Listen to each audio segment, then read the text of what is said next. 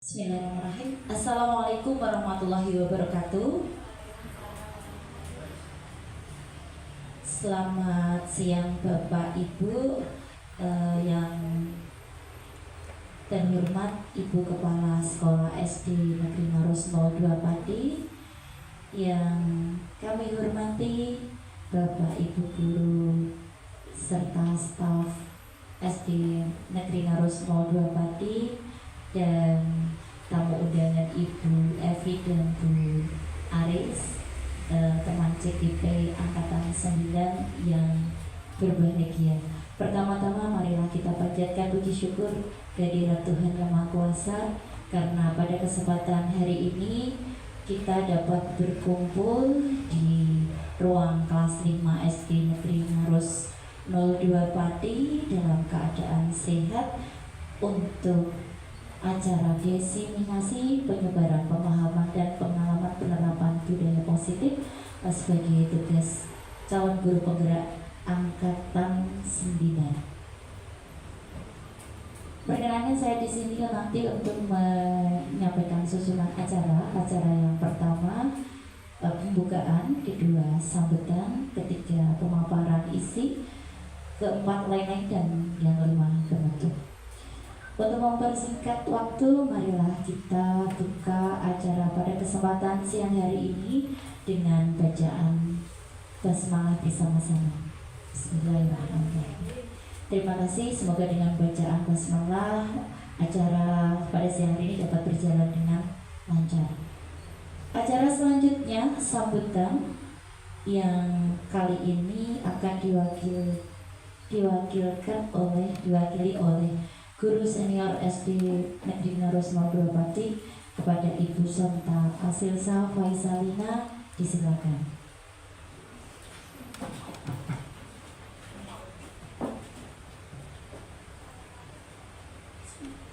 Assalamualaikum warahmatullahi wabarakatuh. Yang terhormat Bapak Ibu serta tamu undangan, baik dari SD Maros 02 maupun dari SD lainnya, pada kesempatan kali ini saya ucapkan selamat datang untuk mengikuti diseminasi budaya positif yang akan disampaikan oleh CGP Angkatan 9, yaitu Ibu Umiati SPD. Semoga harapannya nanti ke depannya setelah kita melaksanakan diseminasi ini, kita dapat berkomitmen bersama-sama, baik guru SD Maros maupun guru dari SD lainnya, untuk melaksanakan budaya positif ya Bu Umi, yang di dalamnya nanti materinya akan disampaikan oleh Bu Umi. Semoga kedepannya harapannya sekali lagi kita bisa berkomitmen untuk melaksanakan budaya positif itu dalam sekolah kita. Demikian yang saya sampaikan. Wassalamualaikum warahmatullahi wabarakatuh.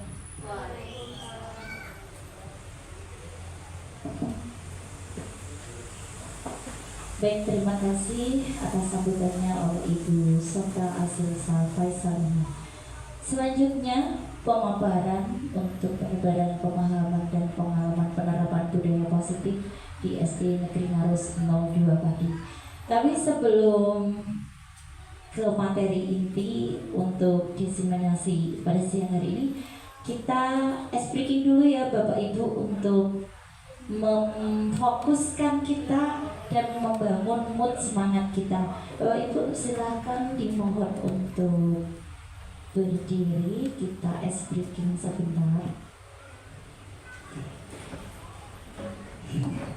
Kita tebak warna ya. Berdiri ya. Iya Bapak Ibu,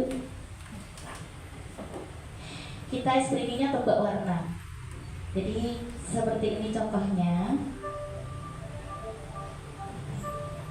Sebut warna, bukan tulisan. Jadi nanti warna dan tulisan berbeda. Ini berarti tulisannya warnanya merah, walaupun tulisannya hijau. Baik ya. Ayo tes konsentrasi. Level muda.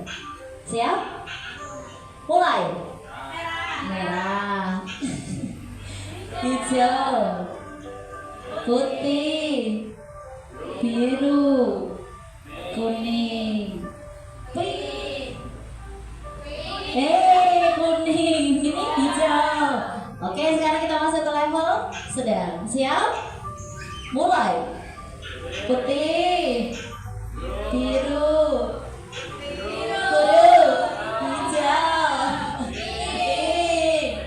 putih, hijau, merah, biru, pink. Ini level agak sulit ya. Siap? Mulai. Merah, kuning, hijau, pink, putih, merah, kuning, biru, hijau, pink, merah. Selesai. Terima kasih untuk Bapak Ibu hebat. Terima kasih, silakan bisa duduk kembali. Oke, saya lanjutkan ya Bapak Ibu. Ini untuk pemaparan pada siang hari ini. Ada pepatah mengatakan tak kenal maka tak sayang.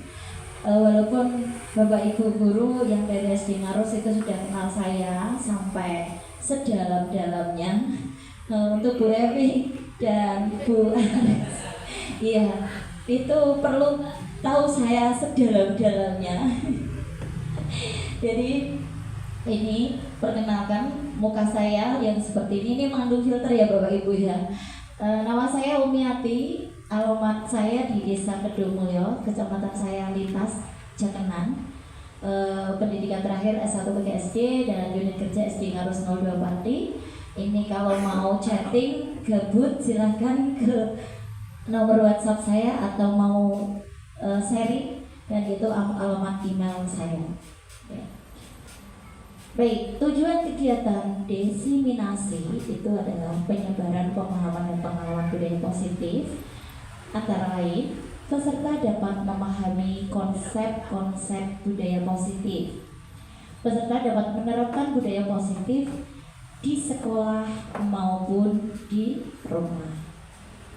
Oke, selanjutnya, konsep utama budaya positif ini nanti ada 7.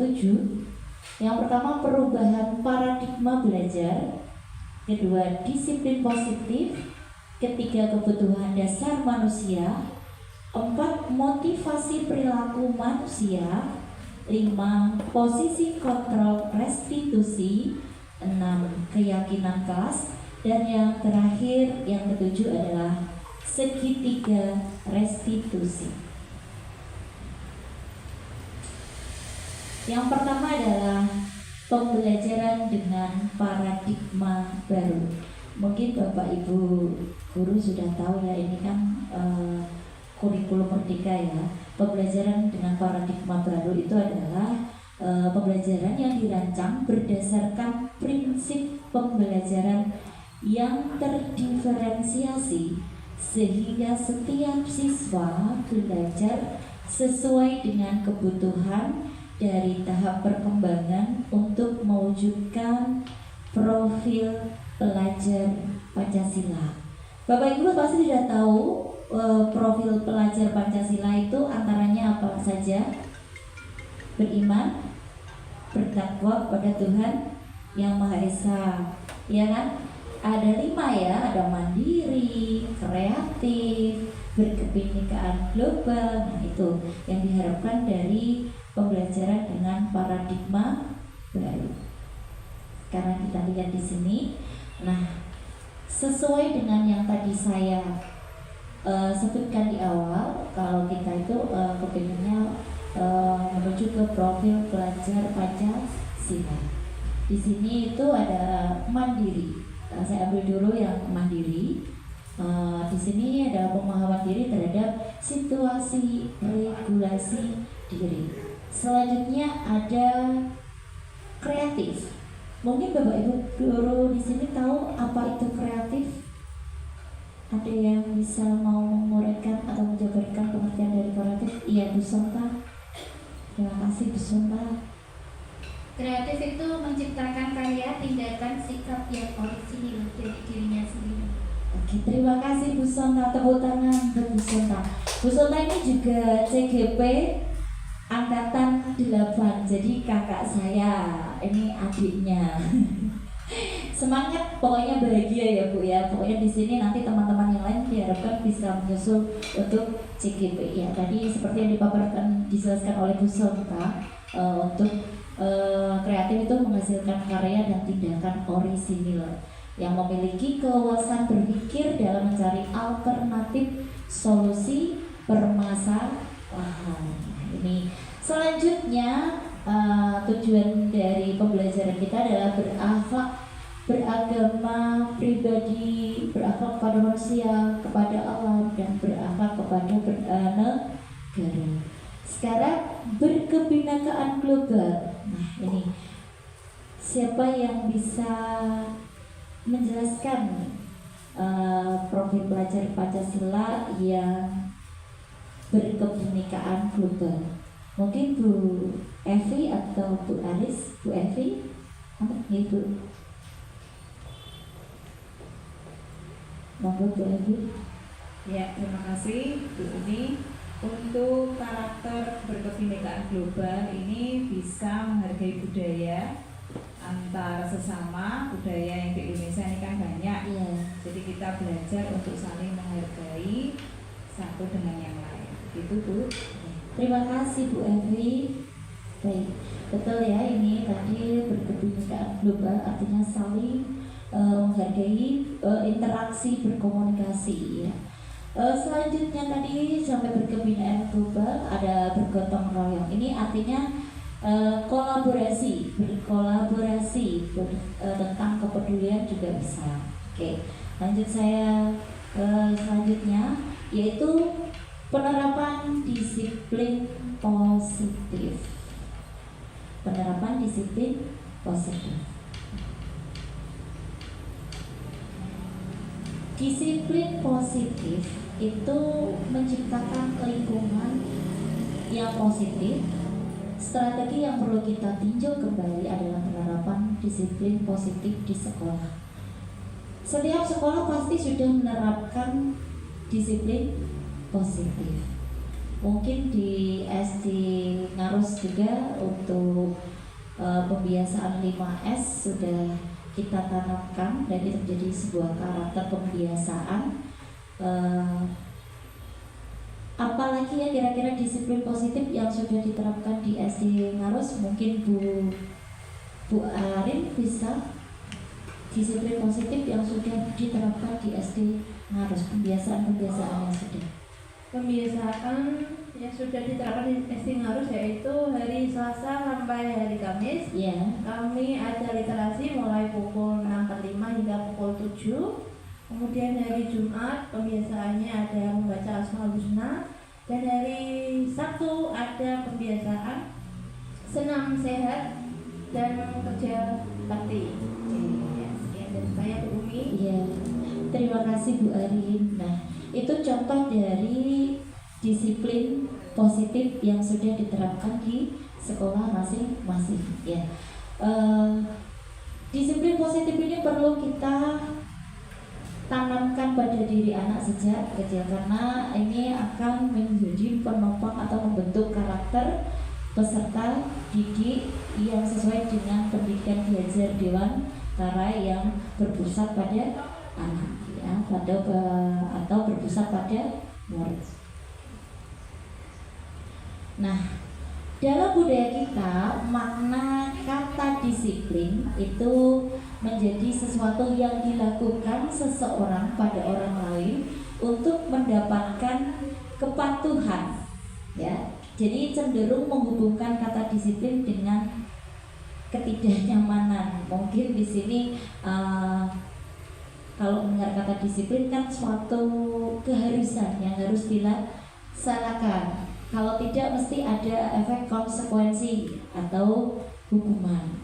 Ini ya, kata disiplin pasti memang kesannya memaksa, tidak nyaman, tetapi ini nanti yang akan menjadi pembiasaan positif ya. Nah, Dari tujuan disiplin positif itu, tentunya sebagai pendidik itu menciptakan anak-anak yang memiliki disiplin diri, sehingga mereka bisa berperilaku dengan mengacu pada nilai-nilai kebajikan universal. Jadi sebagai pendidik itu mendisiplinkan anak itu ada tujuannya, yaitu membentuk perilaku disiplin diri dengan mengacu pada nilai-nilai kebajikan. Terus tujuan yang kedua adalah menanamkan motivasi yang ketiga pada murid, yaitu untuk menjadi orang yang mereka inginkan dan menghargai diri sendiri dengan nilai-nilai yang dipercaya. Selanjutnya, salah satu cara untuk penerapan disiplin untuk tujuannya menumbuhkan kesadaran serta memberdayakan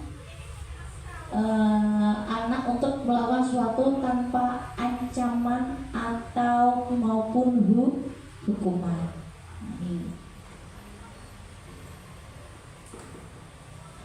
Monggo Bu, nggak apa-apa. Silakan duduk. Untuk disiplin positif, menurut Ki Hajar Dewantara dan Gus Gosen, disiplin sebagai bentuk kontrol diri, yaitu belajar untuk mengontrol diri agar dapat mencapai tujuan mulia. Kira-kira tujuan mulia dari disiplin positif ini apa ya? Mungkin Bu Haris, ya Bu Haris, tujuan dari disiplin monggo. Tujuan mulia.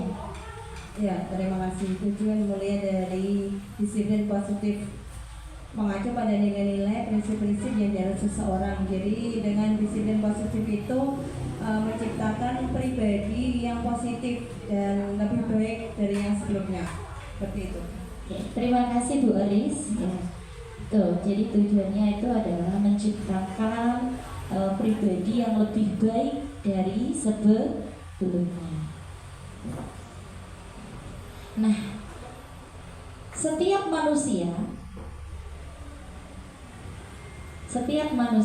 itu pasti mempunyai kebutuhan. Nah, di sini kebutuhan dasar manusia ada beberapa macam. Kira-kira apa saja? Mungkin Bapak Ibu di sini ada yang tahu. Mungkin Bu Nita baru datang, saya ya.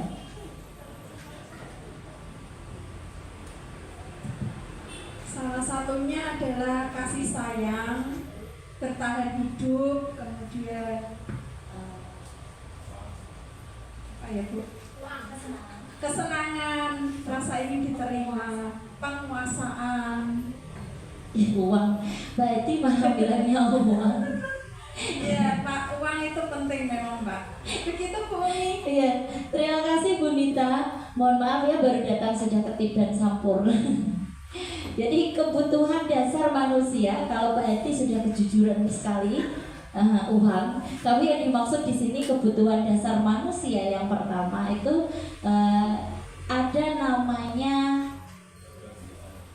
kebahagiaan. Coba kira-kira ini menurut Bapak Ibu, menurut ini versi beda-beda loh ya. Yang paling utama bagi seorang itu pasti akan berbeda dari satu orang ke lain orang. Kira-kira menurut kalau menurut, nah ini bahasanya ya, kalau menurut Pak Hadi sendiri, yang menjadi utama kebutuhan dasarnya Pak Hadi itu yang mana? Bertahan hidup Bu. Bertahan hidup. Selanjutnya setelah bertahan hidup, kira-kira apa Pak Hadi kalau Pak Hadi? Kasih sayang dan rasa diterima. Ya, kasih sayang dan rasa diterima. Asik, lanjut Pak. Itu kan ada 5 Pak. Baru 1, 2. Kemudian kesenangan. Oh, kesenangan. Contohnya bisa Pak, kesenangan itu yang gimana? Kesenangan itu hal sederhana saja Bu. Hanya mendapatkan sesuatu yang diinginkan. Oke, betul. Lanjut Pak. Kemudian penguasaan untuk kebebasan. Oke, terima kasih Pak. Itu menurut Pak Hadi tentang kebutuhan dasar manusia. Mungkin Bu Novri, menurut Bu Novri, kebutuhan dasar yang nomor 1 kira-kira apa? Ya menurut beda, versinya beda, nggak harus sama. Kan beda, punya beda-beda, kepengennya yang apa dulu gitu. Ini dari riwayat ini loh Bu. Kebutuhan dasar manusia kalau menurut Bu Novri itu yang mana dulu? Kalau Pak Hadi tadi kan bertahan hidup. Kalau menurut Bu Novri mungkin berbeda. Saya harus kasih sayang dulu atau yang bagaimana? Kasih sayang dan rasa diterima. Iya. Aku cah cinta soalnya. Lanjut itu yang baru pertama. Yang kedua? Yang kedua kesenangan itu kebahagiaan. Kesenangan. Yang ketiga penguasaan. Penguasaan. Yang keempat bertahan hidup. Yang Bertahan kelima hidup. kebebasan. Kebebasan. Jadi Biar di bisa masih muda kita harus bebas. terima kasih Bu Novri. Jadi memang ya kita itu pasti memiliki prioritas kebutuhan masing-masing. Kita nggak bisa menyamakan. Harus ini tuh nggak bisa. Yang bisa itu menentukan adalah diri kita sendiri. Jadi kalau versi-versi nggak ada yang salah itu, semuanya benar ya. Mungkin karena Pak Hadi sudah berkeluarga, makanya kebutuhan dasar yang paling utama adalah bertahan hidup. Berbeda dengan Bu Novri, karena Bu Novri masih single dan lajang. Kebutuhan yang pertama itu kasih sayang dan rasa diterima. Betul nggak Bapak Ibu, di logika masuk ya? Betul. Jadi tidak usah bingung. Mungkin berbeda lagi dengan Bu Arin. Iya. Kira-kira Bu Arin kebutuhan dasarnya yang utama sampai yang terakhir. Nah ini. Yang pertama pastinya bertahan hidup. Iya. Yang kedua kasih sayang dan rasa diterima. Habis itu kesenangan. Kesenangan. Dia mau bersenang-senang dulu, Pak. Kebebasan dan terakhir penguasaan. Menguasai siapa, Bu? Penguasaan segala hal. Segala hal. Terima kasih Bu Arin. Kita buat santai aja ya untuk siang seperti ini, kan cuacanya juga panas. Mungkin kalau saya kenceng malah tambah ngantuk, panas tambah hot. Ya, kebutuhan dasar manusia itu antara lain ada bertahan hidup, ya. Pasti semua orang membutuhkan ini, ya. Ada kasih sayang dan rasa diterima. Terus ada namanya kesenangan, penguasaan dan kebebasan. Nah, contoh kebutuhan dasar manusia. Contohnya tadi bertahan hidup. Bertahan hidup itu pasti yang pertama ada namanya, kalau kita kenal itu adalah sandang, pangan, papan. Betul nggak? Betul nggak? Ini ada, ini bersifat fisiologis ya. Kesehatan juga termasuk di bertahan hidup. Kasih sayang dan rasa diterima ini kepingin menjadi bagian dari kelompok tertentu, dihargai, diterima dalam suatu kelompok. Nah, penguasaan, untuk penguasaan ini kekuatan untuk mencapai sesuatu, menjadi kompeten, ya, menjadi terampil, diakui atas prestasi dan keterampilan kita, didengarkan. Kita butuh didengarkan apa tidak Bapak Ibu? Butuh ya? Betul ya? Andai kan tidak didengarkan, bagaimana perasaan kita? Sebel. Tidak didengarkan, Agnes Monica katanya. Jadi kita itu perlu didengarkan ya. Jadi kita punya keluh kesah, kita berbicara itu memang kita hanya sekedar mau meluapkan, itu sudah nyaman, sudah lega kalau kita didengarkan. Terus rasa ini dihargai dan harga diri. Kebebasan ini memilih kebutuhan sesuai dengan pilihan kita. Jadi kita bebas menentukan aku kepengennya ini. Nah, itu salah satu contoh dari kebutuhan dasar yang kebebasan. Sekarang yang kesenangan itu adalah kita bisa berkumpul seperti ini, termasuk kesenangan tidak? Iya, bisa tertawa, bisa bercanda, ya, itu termasuk kesenangan. Menginjak ke yang keempat, tadi ada 7, masih perjalanan kita ada masih lumayan. Sekarang motivasi perilaku manusia. Jadi setiap perilaku manusia itu pasti memiliki motivasi tujuan, betul enggak? Setiap perilaku yang kita lakukan pasti ada tujuannya. Halo? Hai. Oke. Masih semangat? Baik, tepuk semangat. Semangat. Semangat. Yes. Apa? Yes, gitu. Itu baru bersemangat, tadi cuma yes gitu. Ya, boleh disamping apa saja enggak apa-apa, karena memang perjalanan kita masih panjang. Sambil didengarkan dan nanti sambil direspon, ya. Baik, ya. Baik, terima kasih ya. Motivasi perilaku manusia. Kira-kira sebelum saya gali lebih lanjut lagi, setiap perilaku kita itu pasti ada tujuannya. Menurut Bapak Ibu, motivasi perilaku manusia yang Bapak Ibu ketahui lah, itu apa kira-kira? Ada yang mungkin bisa menjelaskan? Satu aja, Bu Evi.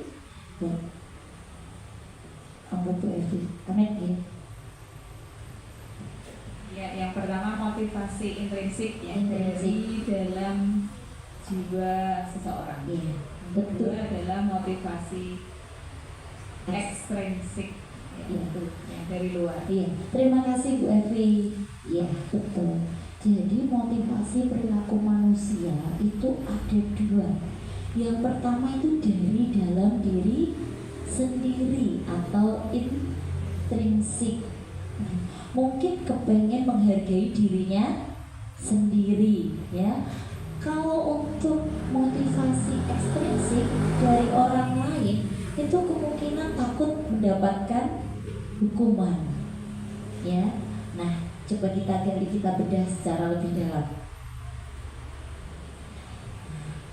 Motivasi itu dorongan yang timbul pada diri seseorang secara sadar atau tidak sadar untuk melakukan suatu tindakan dengan tujuan tertentu. Seperti yang saya sebutkan tadi, motivasi intrinsik tujuannya ingin menghargai dirinya sendiri. Betulkah itu? Ya, ini. Jadi motivasi perilaku manusia salah satunya itu adalah untuk menghindari ketidaknyamanan dan hukuman. Ini seperti juga kayak peserta didik kita, Bapak Ibu. Mereka melakukan sesuatu itu karena ada tadi kata disiplin itu kan seperti membuat anak itu sebuah paksaan tekanan yang menyebabkan ketidaknyamanan. Tapi itu harus diterapkan karena apa? Untuk membentuk karakter disiplin pada anak. Ini menghindari ketidaknyamanan dan hukuman. Jadi kita melakukan sesuatu itu ada tujuannya. Biar saya itu tidak dihukum karena mungkin telat masuk kerja atau telah masuk ke sekolah. Yang kedua, untuk mendapatkan imbalan atau penghargaan diri dari orang lain. Jadi misalnya kalau anak-anak itu penghargaannya bisa diberikan bintang, pemberian bintang atau bagus nak, ya, pintar, sudah masuk tepat waktu. Nah, seperti itu. Jadi penghargaan seperti itu sudah membuat anak merasa senang, dihargai. Yang ketiga, untuk menjadi orang yang mereka inginkan dan menghargai diri sendiri dengan nilai-nilai yang mereka percaya. Jadi itu motivasi perilaku manusia karena memiliki tujuan tertentu. Nah, ini lebih ke spesifik. Kalau guru, kita pendidik, Bapak Ibu, untuk menjadi orang yang mereka inginkan dan menghargai diri sendiri dengan nilai-nilai yang mereka percaya. Jadi untuk motivasi perilaku seorang guru itu untuk menjadi orang yang mereka inginkan. Nah, inginkan yang seperti apa? Ya, sebagai kalau kita pendidikan sebagai contoh ya, jadi panutan. Sebelum kita membentuk anak itu disiplin, kita sebagai pendidik harus mendisiplinkan diri kita sendiri terlebih dahulu, baru kita nanti bisa mengajak anak didik. Nah, itu ya. Selanjutnya, nah, konsep disiplin itu identitas gagal jika ini. Ada yang bisa menerangkan antara hukuman dan penghargaan? Ini siap? Mungkin Bapak Ibu ada yang bisa menjelaskan. Konsep disiplin dengan identitas gagal itu ada namanya konsep hukuman dan penghargaan. Nah, kalau hukuman itu bersifat menyakitkan, kira-kira Bapak Ibu masih menerapkan hukuman tidak? Di kelasnya masing-masing? Tidak ya, sekarang karena anak-anak sudah belajar merdeka. Jadi tidak ada kata menghukum, yang ada kita bahagia. Jadi Bapak Ibu sekarang ngajarnya nggak boleh cemberut lagi. Pokoknya ya apapun itu bahagia. Ya, terus ini kalau hukuman, murid menjadi tidak nyaman. Karena apa? Mau melakukan sesuatu karena ada tadi embel-embelnya nanti kalau saya dihukum. Ya, jadi tidak timbul dari dalam diri sendiri. Ya, bariku pun dilakoni, bariku iso balik meneh, bisa kembali lagi. Murid merasa takut, kira-kira betul tidak kalau ada hukuman di kelas? Iya. Apalagi misalnya kelas 5, 4 itu kelas tinggi-tinggi ya. Wah, itu muridnya, aku nanti takut kamu tidak mengerjakan ini dapat hukuman. Terus bersifat memaksa. Betul tidak ini kalau memaksa? Iya, mau tidak mau harus mau karena tadi takut kalau dihukum. Murid menyembunyikan kesalahan. Nah, ini efeknya sungguh sangat luar biasa ya Bapak Ibu. Hukuman itu bisa membuat anak pintar untuk menyembunyikan kesalahan atau berbohong, ini yang bahaya. Terus menjadi rendah diri. Ini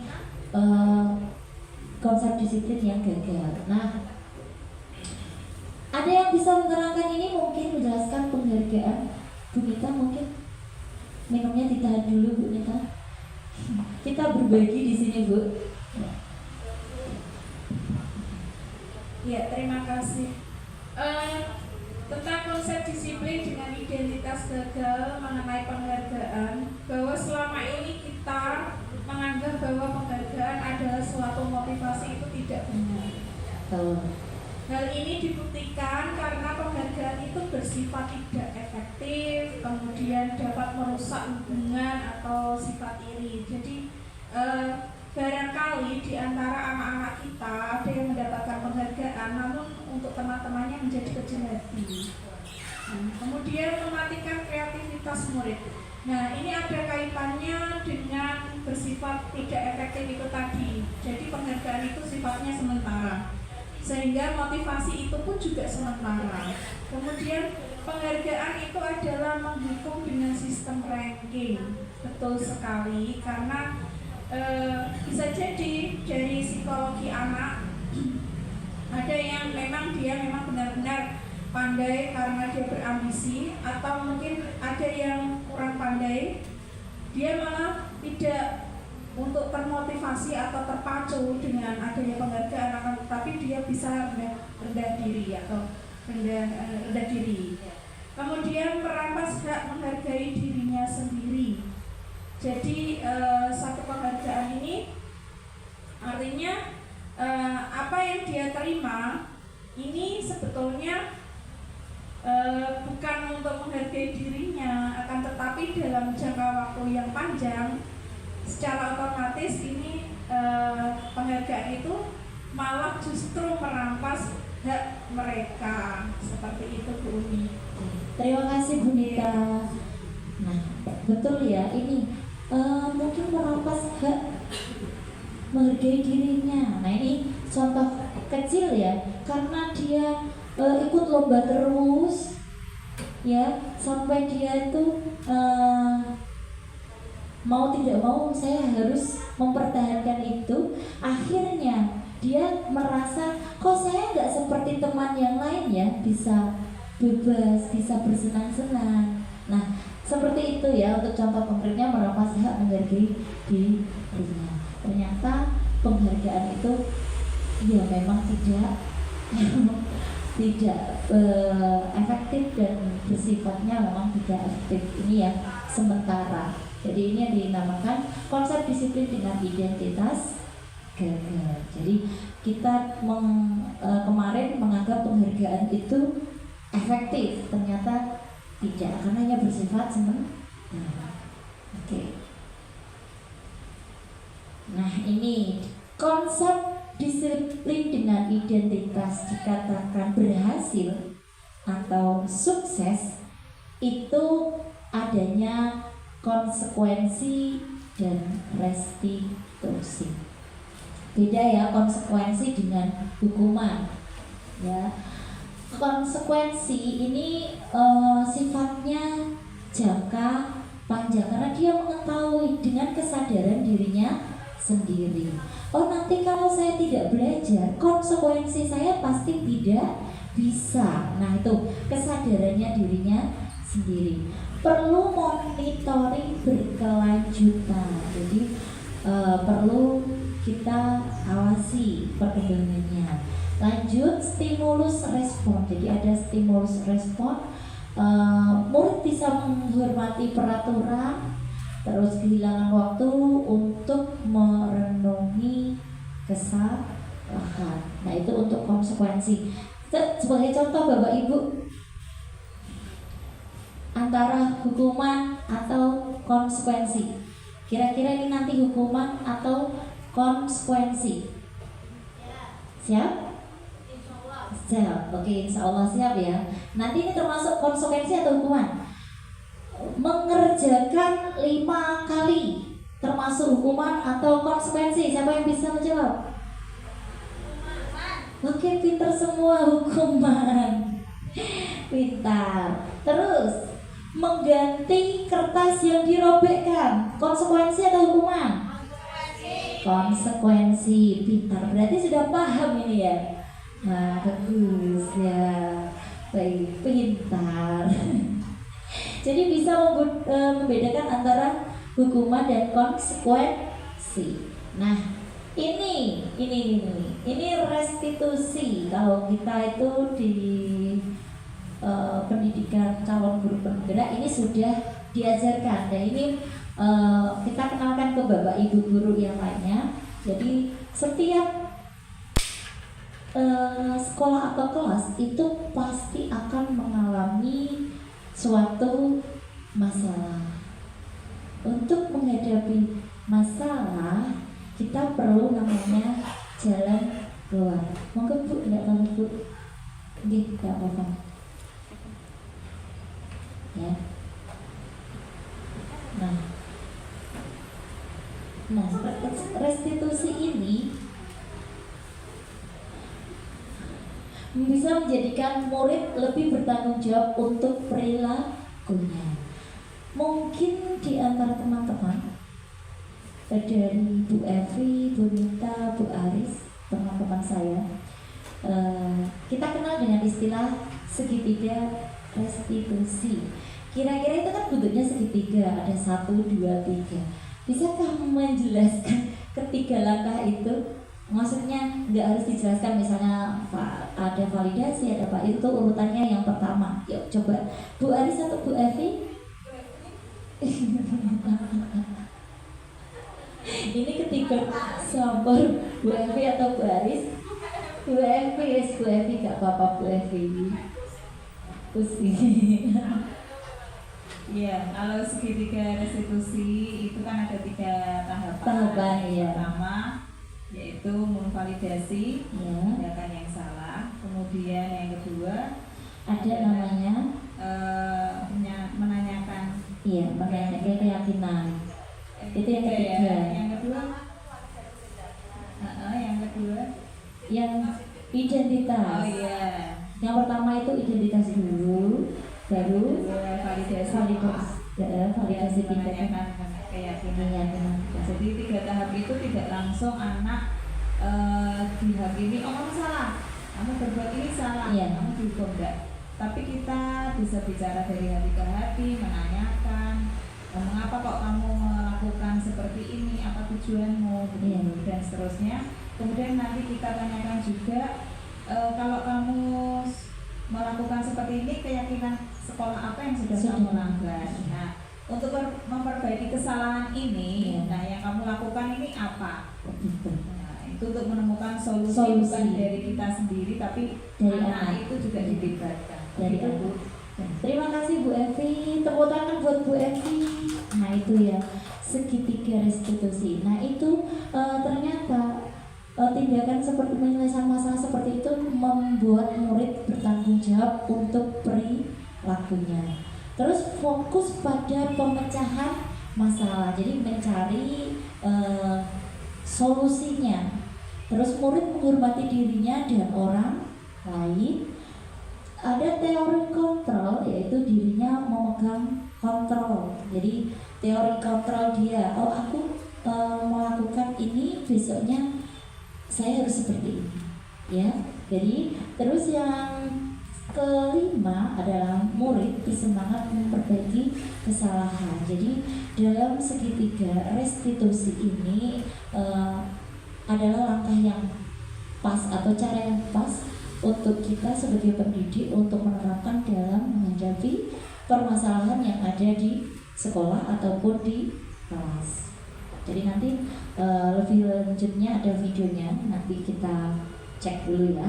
Nah, tadi sudah saya jelaskan, restitusi itu adalah proses menciptakan kondisi bagi murid untuk memperbaiki kesalahan mereka sehingga mereka bisa kembali pada kelompok mereka dengan karakter yang lebih kuat. Tadi di awal sudah ada, setiap tindakan itu pasti ada motivasinya. Betul tidak? Motivasi, tujuannya. Jadi kita tidak boleh langsung menghakimi anak, oh kamu salah ya. Kalau saya ngomong seperti itu, berarti saya sebagai apa kalau di dalam teori kontrol?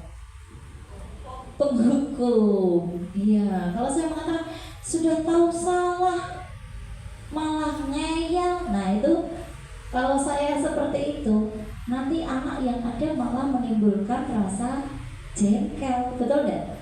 Jengkel dipendam, akhirnya nanti jadi pendendam. Nah, itulah kenapa pentingnya ada namanya segitiga restitusi ini untuk menyelesaikan masalah agar anak kita itu bisa memperbaiki kesalahan mereka sehingga bisa kembali kepada kelompok dengan karakter yang lebih kuat. Ciri-ciri dari restitusi. Yang pertama, bukan menebus kesalahan, namun belajar dari kesalahan.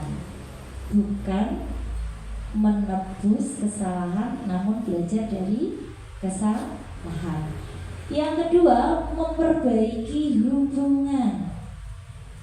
Ketiga, tawaran bukan paksaan. 4, menuntun untuk melihat ke dalam diri. 5, mencari kebutuhan dasar yang mendasari tindakan. Nah, itu penting. Yang pertama kali itu memang kita harus pendekatan dulu dengan anak. Misalnya ada anak yang terlambat, itu pasti kan ada tujuannya, ada motivasinya kenapa dia terlambat.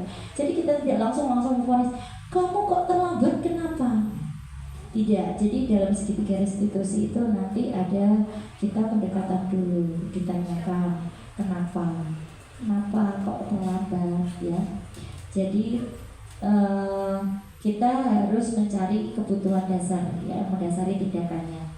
Terus fokus pada karakter bukan tindakan, menguatkan dan fokus pada solusi. Jadi anak diajak untuk mencari solusi dari permasalahannya sendiri, bukan kita yang menentukan. Jadi kita mengajak menanyakan dulu keyakinan apa yang sudah dibuat dan mana yang belum bisa dipenuhi, baru kita cari solusinya. Lanjut. Nah, ini perbedaan. Baru saja saya ngomong, siswa sering datang terlambat. Ini hampir mungkin sudah hal yang walaupun jarang, tapi kadang-kala masih ada anak-anak yang terlambat. Nah, ini tuh ada namanya hukuman, konsekuensi, dan restitusi. Ada kasus siswa sering datang terlambat. Nah, guru berikan hukuman itu kalau kita marah tadi loh, kita marah dulu, Bapak Ibu. Jadi guru menghukum siswa dengan misalnya mengelilingi halaman 3 kali. Ya, kamu terlambat, sudah keliling lapangan. Nah, itu ternyata membuat anak itu akan menjadi takut. Tidak hanya takut, nanti bisa menyebabkan dendam. Betul Bu Aris, dendam, ya, karena jengkel. Nah, yang kedua itu adalah perbedaannya antara konsekuensi. Jadi mungkin karena terlambat, guru itu memberikan konsekuensinya seperti ini. Karena kamu terlambat, kamu harus mengerjakan di luar kelas, ya. Itu konsekuensi. Guru tegas dan murid menghormati peraturan. Karena mungkin dalam sebuah kelas itu kan sudah ada pembentukan keyakinan kelas. Jadi di keyakinan kelas itu kan nanti apa saja yang dilakukan dan tidak dilakukan. Nah, untuk yang restitusi ini guru menanyakan dulu, ya, keyakinan kelas apa, dan membantu siswa untuk menemukan solusinya. Jadi gurunya bertanya dulu, kira-kira keyakinan kelas mana yang belum kamu laksanakan jika kamu datang terlambat. Jadi nada bicara kita lebih halus, tidak seperti menghukum tadi, dah keluar keliling lapangan. Nah itu, ya. Jadi guru terbuka dan murid menghormati dirinya dan orang lain. Nah, kita sebagai pendidik setelah tadi kita melakukan ada namanya segitiga restitusi untuk menyelesaikan suatu masalah, sebagai pendidik juga memiliki posisi kontrol dalam restitusi. Jadi gurunya memiliki posisi kontrol terhadap diri dan peserta didiknya, ya. Oke, jadi apa saja ya kira-kira posisi kontrol seorang guru itu? Mungkin Bu Aris bisa menyebutkan salah satu, salah dua, atau salah tiga posisi kontrol seorang guru. Ya, kalau seingat saya, Ya, posisi kontrol dari seorang guru yang pertama itu sebagai penghukum, terus sebagai teman, betul. sebagai Pemantau, betul. terus sebagai Manajer. yang satu, penghukum, Pembuat rasa bersalah. Penghukum, membuat rasa bersalah, teman, pemantau, dan terakhir Manajer. Terima kasih Bu Aris ya. Oke. Jadi di situ ada posisi kontrol. Kalau restitusi tadi ada 3, ya. Kalau untuk posisi kontrol seorang guru itu ada 5. Yang pertama tadi ada penghukum, pembuat rasa bersalah, teman, ya. Terus sebagai pemantau dan sebagai manajer. Itu posisi kontrol. Nah, posisi kontrol restitusi. Jadi ada namanya penghukum. Ini tadi sudah tak praktekkan. Saya berteriak, sudah keluar keliling lapangan, itu sudah ada. Terus pembuat rasa bersalah. Nah, membuat rasa bersalah ini kadang kalau kita sama anak lebih membuat anak ini nanti dia merasa bersalah ya. Jadi kasihan, nanti dia akan merasa hidupnya itu seolah-olah dia yang di sini tuh merasa aku seperti ini sehingga guru saya seperti ini. Nanti kalau dimarahi guru saya, nah itu ternyata itu membuat tekanan pada peserta didik. Nah ini sebagai teman, posisi kontrol kita sebagai teman. Kalau jadi kalau teman itu yang bagaimana? Ya, kita bisa berbahasa seperti anak-anak. Jadi kita menganggap anak itu sebagai teman. Terus pemantau. Nah, ini sebagai pemantau, dan terakhir adalah sebagai manajer. Dari posisi kontrol di sini ada 5 posisi. Yang pertama itu ada penghukum, pembuat rasa bersalah, teman, pemantau, dan manajer. Kalau penghukum itu nada bicaranya atau tindakannya itu nadanya tinggi, matanya melotot, terus jari menunjuk. Jadi kayak seperti ini. Pak Edi, kenapa datang terlambat? Silakan. Ngapain Pak Edi? Pulang. Nah itu sambil saya melotot dan tunjuk ini ya, menunjuk pakai gini, menunjuk jari seperti ini. Nah kalimat yang digunakan juga nadanya itu tinggi, kasar. Contohnya, kamu melanggar aturan sekolah, berdiri di depan kelas. Nah ini itu hasilnya akan membuat murid itu menjadi marah, pendendam, dan malah tidak akan menjadi lebih baik, tapi malah sebaliknya agresif. Nah itu, jadi untuk penghukum ternyata kemarin kita salah ya Bapak Ibu kalau kita memberikan sebuah hukuman walaupun itu mengerjakan. Sekarang kita lanjutkan posisi kontrol yang kedua, yaitu pembuat rasa bersalah. Nada bicaranya bagaimana? Lembut, keheningan. Nah ini contoh kalimatnya seperti ini. Gara-gara kamu melanggar peraturan, Bu Guru jadi dimarahi kepala sekolah. Nah anak kan jadi terus mikir dia, guruku dimarahi gara-gara saya. Nah ini kalau dipikir sampai ke rumah kan kasihan anak juga. Ini sebagai rasa bersalah, hasilnya ini murid akan merasa bersalah, merasa menjadi orang yang gagal dan tidak sanggup membahagiakan orang lain. Jadi dia itu merasa bersalah, merasa gagal, tidak bisa membahagiakan orang lain.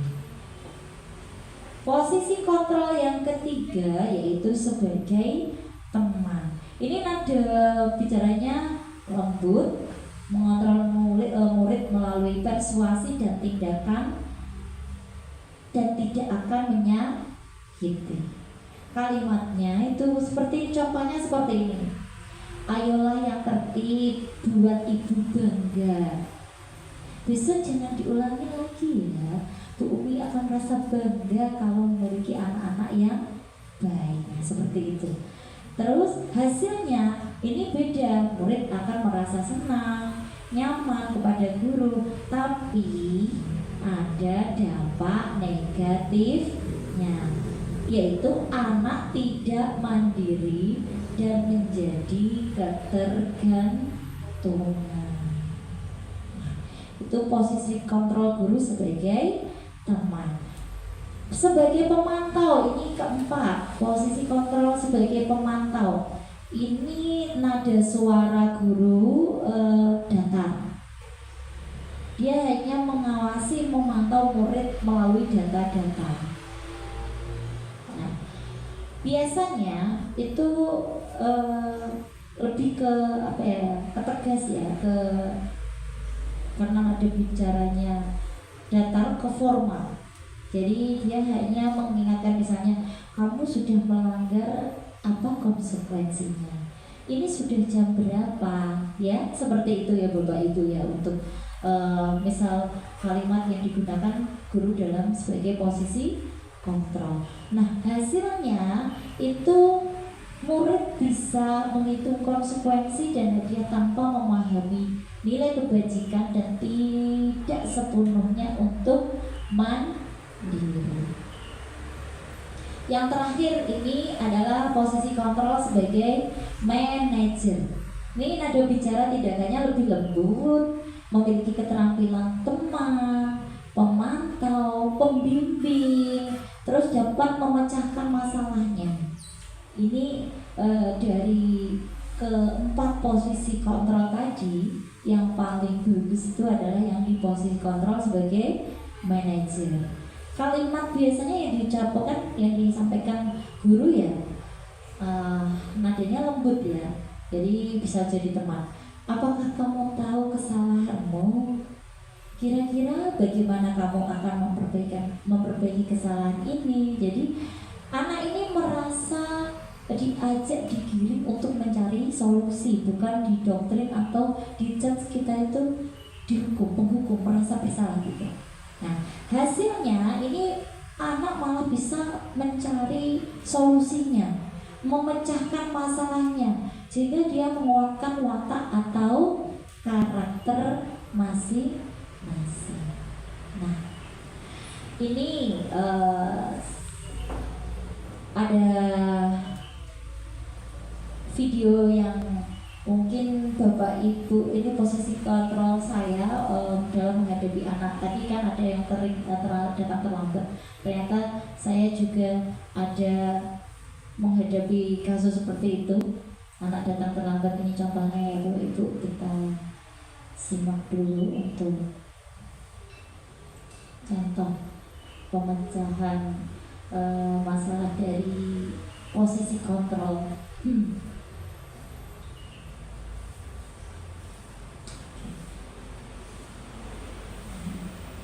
Penerapan segitiga restitusi.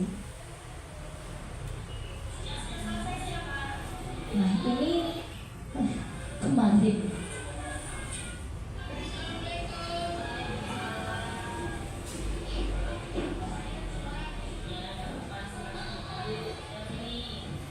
ini hampir kayak Bu Evi ya.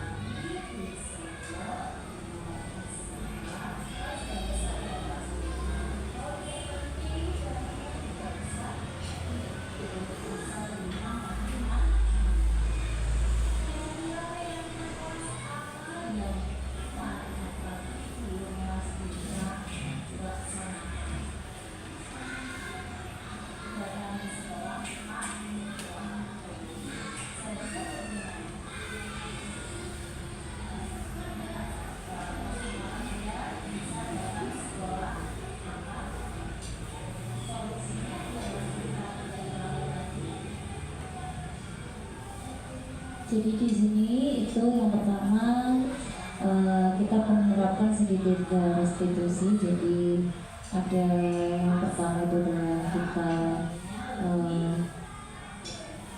ada namanya validasi tindakannya, baru kita menanyakan terkait keyakinan kelasnya dan mencari solusinya. Jadi ini.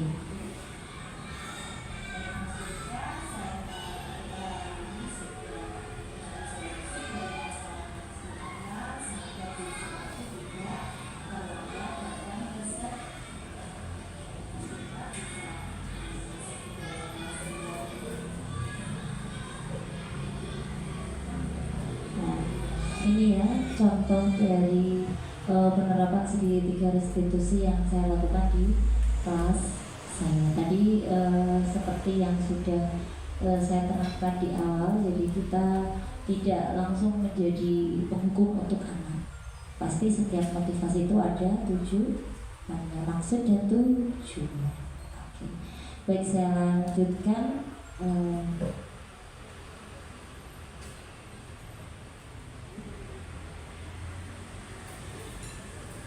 Berdasarkan 5 posisi kontrol, Anda termasuk guru yang mana kira-kira? Tadi kan ada sebagai penghukum, membuat rasa bersalah, terus sebagai pemantau, sebagai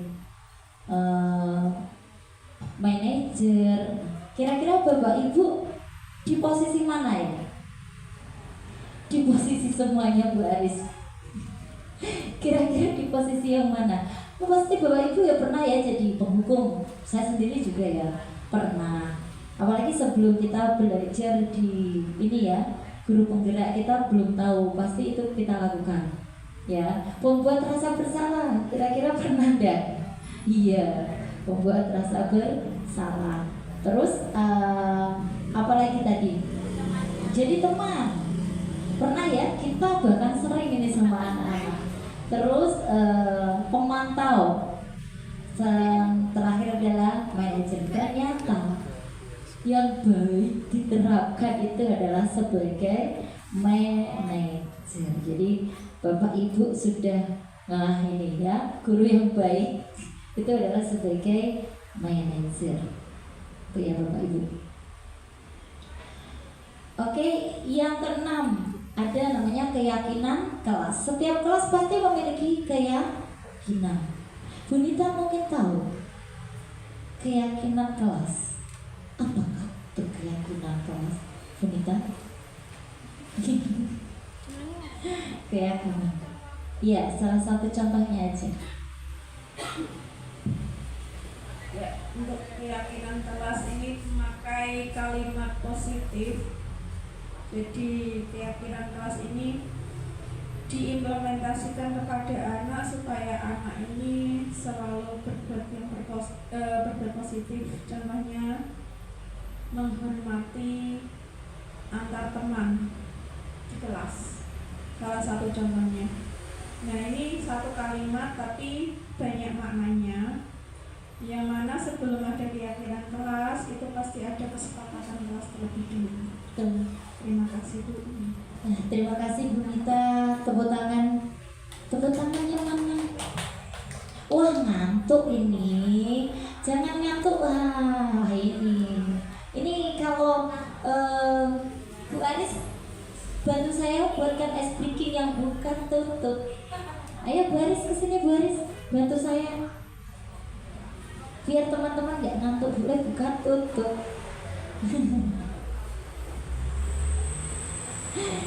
Mau di situ boleh Bu Aris, mau di sini boleh. Ya, oke. Ya, terima kasih waktunya kita berdiri sebentar ya Bapak Ibu. Silakan Anda berdiri semua. Bapak Ibu berdiri biar kita refresh dulu. Oke, kalau permainannya kalau saya itu buka tutup gitu ya. Jadi nanti itu kita buka tutup gitu, bertepuk tangan, tutup pegang kepala, buka tutup. Ini sering saya lakukan bersama anak-anak kalau bosan gitu, sering mereka itu, Bu ayo Bu nyanyi dulu seperti itu, cepat-cepat dulu seperti itu. Nah coba ya kita lakukan. Baik Bu Aris, yuk kita ikuti ya. Siap, 1, 2, 3. Buka tutup, bertepuk tangan, pok pok. Buka tutup, pegang kepala ngek-ngok. Buka tutup, bertepuk tangan, pok pok. Buka tutup, pinggul digoyang, ngek-ngok. Ya ini kalau dilakukan beberapa kali ini untuk meringankan atau mengendurkan otot-otot kita, jadi kita tidak terlalu tegang ya. Nah, itu kalau biasanya saya sama anak-anak itu paling tidak itu 5 kali diulang-ulang, jadi anak-anak sambil di tengah-tengah Iya, kita bisa tengah-tengah itu kita ber-ice breaking seperti itu ya. Terima kasih. Terima kasih Bu Ari sudah berbagi ice breakingnya siang hari ini. Terima kasih luar biasa ya teman-teman, Bapak Ibu guru yang hebat. Baik, keyakinan kelas seperti yang dijabarkan oleh tadi sudah diterangkan Bu Nita. Nah, mengapa harus keyakinan bukan peraturan kelas? Ya, mengapa harus keyakinan? Karena tadi kalau kita keyakinan itu adalah kesepakatan yang kita buat bersama dengan anak ya. Ini kalau keyakinan itu seperti contohnya, mengapa kita memiliki peraturan tentang menggunakan helm pada saat mengendarai motor? Biar kita selamat. Terus mengapa kita memiliki peraturan tentang penggunaan masker? Itu ya biar kita sehat, biar tidak debu-debu masuk ya. Jadi, keyakinan kelas itu merupakan nilai-nilai universal yang disepakati tanpa ada paksaan dan diyakini bersama, yang berasal dari penyatuan pikiran untuk menjadi nilai-nilai kebajikan dan dilaksanakan oleh seluruh warga kelas. Nah, bagaimana pembentukan keyakinan kelas? Nah, keyakinan kelas lebih abstrak dari peraturan, berupa pernyataan universal, dibuat dalam bentuk kalimat positif, sedikit saja agar mudah dipahami dan diingat, sesuai dengan kondisi kelas dan sekolah agar mudah diterapkan. Semua warga kelas dilibatkan dan ikut berkontribusi. Jadi anak-anak dilibatkan untuk membuat kira-kira apa ini keyakinan yang akan dibuat. Terus bersedia meninjau keyakinan kelas dari waktu ke waktu. Biasanya kita bisa meninjau keyakinan kelas ini di semester 2. Kalau kita sudah menerapkan di semester 1, semester 2 mana yang kira-kira belum dan mana yang sudah tercapai. Nah, itu kita melakukan tindakan. Nah, ini contohnya ini, saya buat keyakinan kelas, anak-anak kita pakai sticky note untuk membuat. Nanti kita simpulkan ya, kita rumuskan, kita sederhana. Nah, kalau saya di kelas saya ini datang tepat waktu, menjaga kebersihan kelas, memperhatikan saat pelajaran, saling menghormati dan menghargai, memakai seragam sesuai harinya. Jadi kalau Senin itu putih merah, sepatu harus hitam karena ada upacara. Nah, ini tadi penerapan segitiga restitusi sudah ya, tadi sudah saya terangkan. Sudah ada contohnya tadi, dan ini juga tadi ada menstabilkan identitas, langkah-langkahnya, ada validasi tindakan dan menanyakan keyakinan kelas ya. Tadi sudah ada video ya yang sudah terangkan. Tahapan dari segitiga restitusi tadi menstabilkan identitas, ada validasi tindakan yang salah, menanyakan keyakinan kelas mana yang dilakukan dan tidak. Ini contohnya tadi sudah. Oke, sekian, terima kasih dari pemaparan saya Bapak Ibu. Ternyata panjang lebarnya saya bercerita di sini nggak terasa sudah selesai.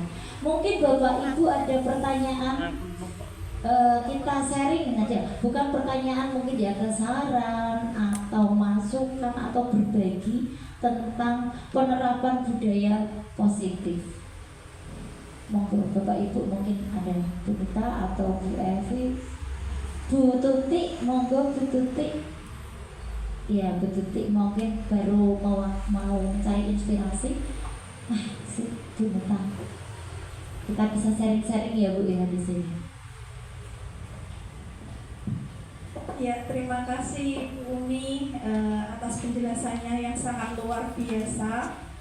Sedikit banyak saya memiliki gambaran, nantinya bisa mengimplementasikan di kelas saya. Namun satu hal yang ingin saya tanyakan Bu Umi, Ya. apakah keyakinan kelas yang tadi sudah dipaparkan oleh Bu Umi ini akan bisa konsisten jikalau mungkin keyakinan kelas itu kan hal yang baru bagi Bapak Ibu guru ya. Iya. Kemungkinan besar dari Bapak Ibu guru yang satu sekolah pun itu ada yang mungkin belum mengetahui ya.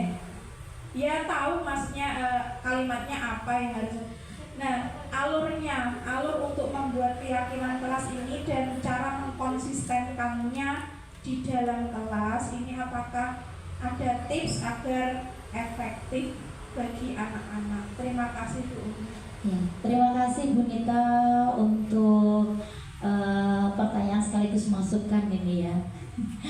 Baik, betul, keyakinan kelas ini baru dan mungkin Bapak Ibu guru itu sudah tahu dan bahkan sudah melaksanakan dengan anak-anak, tapi mungkin bagi yang sudah melaksanakan kumor itu didokumentasikan ya, bisa dibuat ditulis di poster atau apa, mungkin yang lainnya belum. Nah, kalau untuk triknya, tipsnya biar pelaksanaannya bagaimana dan kok tetap konsisten, kalau saya pribadi ini saya mulai dari kelas saya dulu.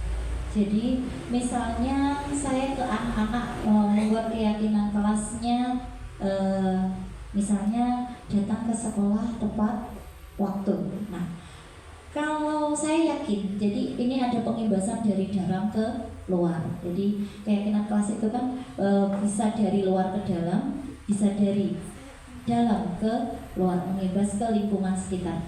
Jadi kalau saya dulu pribadi, jadi misalnya saya membuat keyakinan kelas bersama anak-anak itu misalnya datang tepat waktu. Ya, pertama gurunya dulu memberikan contoh, misalnya kalau kita memaksimalkan jangan jam 7, misalnya jam 7 kurang Bapak Ibu guru sudah sampai. Anak-anak juga nanti otomatis secara tidak langsung karena kita sudah memberikan contoh, anak mungkin saat pertama memang ada yang mungkin terlambat, tetapi setelah tahu keyakinan kelas dan guru saya berkaca pada gurunya seperti itu, nanti lama-kelamaan itu akan menarik anak untuk mengikuti perilaku gurunya. Nah, kalau sudah terbentuk di kelas itu, di lingkungan kelas kita, dan itu kita lakukan konsisten setiap hari. Nah, ini yang memang betul-betul sulit kalau konsisten itu ya. Tapi mau tidak mau ya kita harus berusaha untuk konsisten. Jadi baru pengimbasannya ke kelas yang dekat dulu. Kita memang untuk mengimbaskan itu kan perlu namanya ketelatenan dan juga komunikasi yang baik dengan teman sejawat. Juga mungkin bisa saja kita melakukan dengan anak-anak bersosialisasi, anak yang sudah melakukan ke yang lain. Seperti contoh kemarin kelas 1 ya, misalnya membuang sampah. Ya, setiap istirahat itu pasti diingatkan. Woro-woro, kakak-kakak, adik-adik, jangan lupa buanglah sampah pada tempatnya. Warna hijau, warna kuning. Nah, memang seperti itu. Kita harus konsisten mengingatkan dan mengajak anak untuk melakukan itu. Terutama faktor dari warga sekolah itu memang harus saling bekerja sama. Itu Bu Nita yang mungkin bisa saya jelaskan. Bisa. Terima kasih Bu Umi atas penjelasannya. Terima kasih juga untuk Bu Nita. Ini termasuk salah satu juga unek-unek yang sering kita mesti banyak bawa Ibu guru biar konsisten itu bagaimana, kan itu ya triknya itu memang seperti itu. Tidak semudah yang kita bicarakan, memang tapi kita harus berusaha ya. Oke, Mungkin ada pertanyaan lain, satu lagi, nanti baru ke saran dan testimoni untuk saya. Monggo, ada lagi? Kalau tidak ada ya langsung ke saran atau testimoni. Mungkin dari teman CGP saya, baik Bu Nita maupun Bu Evi, Bu Aris atau Ibu Kepala Sekolah, atau mungkin Bu Arin dan Pak Hadi, ada saran untuk saya, saran masukan untuk saya atau testimoni untuk saya. Monggo. Mungkin Bu Tutik dulu. Belum konsen Bu ya. Ya udah, yang lainnya mungkin Bu Evi, nanti baru ke Bu Nita. Boleh Bu Aris. Bu Evi dulu. Iya, saran belum. Iya, saran atau testimoni, monggo Bu.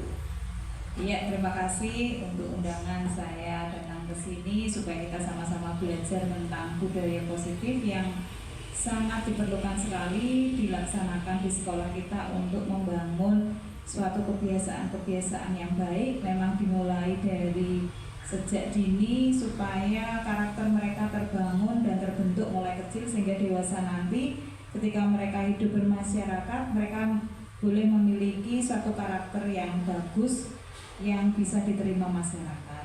Dan hal ini merupakan hal yang sangat mendasar karena memang anak-anak itu perlu sekali untuk dibentuk karakternya mulai sejak dini. Karena mental seorang anak itu dimulai baik buruknya itu ketika masih kecil, itu nanti akan terbawa sampai dewasa nanti. Demikian Ibu, terima kasih Bu Umi sudah membagikan hal-hal yang baik kepada kami sehingga kami bisa lebih lagi belajar dan bisa mengimbaskan kepada anak didik kami dan rekan-rekan sejawat kami di sekolah kami. Terima kasih. Terima kasih Bu Evi untuk saran dan testimoninya. Mungkin ada lagi, kalau tidak saya tutup. Cukup atau Bu Nita? Sudah. Bu Arin? Sudah, betul. Baik, terima kasih atas waktu yang sudah diberikan Bapak Ibu. Saya pribadi mohon maaf jika dalam penyampaian baik tutur kata saya kurang berkenan di hati Bapak Ibu. Saya mohon maaf, mohon maaf yang sebesar-besarnya. Wabillahi taufiq wal hidayah. Wassalamualaikum warahmatullahi wabarakatuh.